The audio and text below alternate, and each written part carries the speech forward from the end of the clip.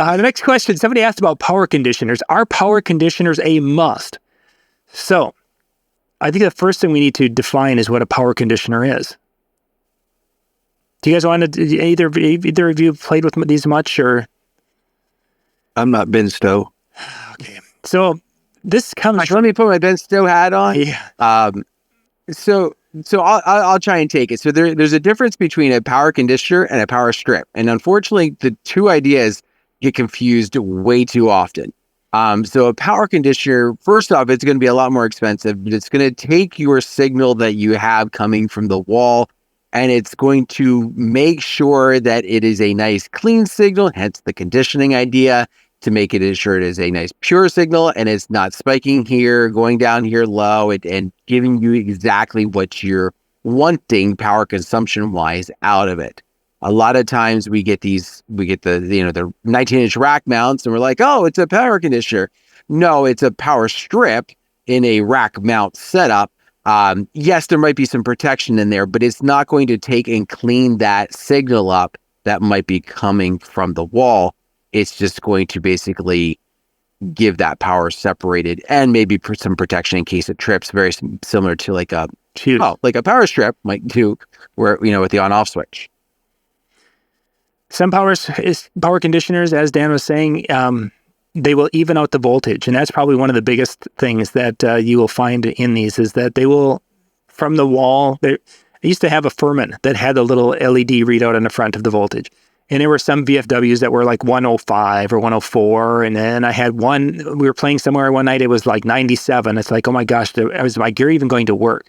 And then there's 122. I mean, there's such a range. And a more expensive power conditioner will basically give you 115, I think is the common number.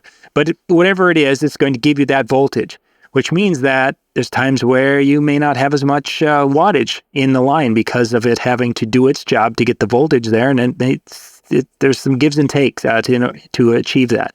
Some power conditioners have battery. I mean, if you really spend money, there's battery backup capabilities in there. So in this day and age, I don't think they're as important as they used to be. I think at one time, if you were doing a lot of VFWs and everything was a two-plug prong in the VFW, that just told you there was going to be problems at some point in time during the night. And all of us, all of us who were DJing in the 90s experienced that somewhere, for surely. Is it? I don't think it is. I think with modern systems, I think there's two pieces of gear that are overrated when it comes to systems. I think a power conditioner is one. Having the ability to have a GFI in your system, maybe not. I don't have one. I do have power strips, but whatever. But I think a power conditioner is one, and the other is the DBX, where we used to have these DBX units that would have the crossover, and it had the bass boost, and it had all this cool stuff that we could go and set our sound and make it, it's really fancy, built-in EQ and digital stuff. Most of our powered speakers now have digital processing built into them. So basically you're adding another piece that we've already got in the speakers. So the power conditioner, I think, is overrated and not needed. And also the audio processing isn't needed anymore. Definitely want to have some sort of a protection, though, like, something just like a surge protection, just in case in there, because every once in a while you just get something, you get in a place that's kind of weird. There's a lot of, Ben sells a couple of the things that you can actually put into the outlets to make sure that you're at least getting a quality outlet, like you're getting the signal that you need. So, even if you're not wanting to go to the power conditioner, and even if you're like, well, I'm not really going to go to the fancy surge protector, you could do something, and those are like $50 at most, probably. Yeah, and that's good. To where you plug in and you can see that it's, okay, this is a good line. That's safe to plug into. I'm not going to blow things up because I decided to use that plug.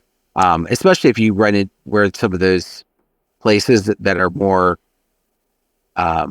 they've been around for a lot of years. You see the chart marks by the plug-in. Exactly. It's like, oh, obviously DJs have worked here before. That's a good point, Dan. And I was kind of envisioning speakers that people have said about putting some of that stuff on my coffin, where my rack where I've got the microphones and I've got my computer and I have my controller.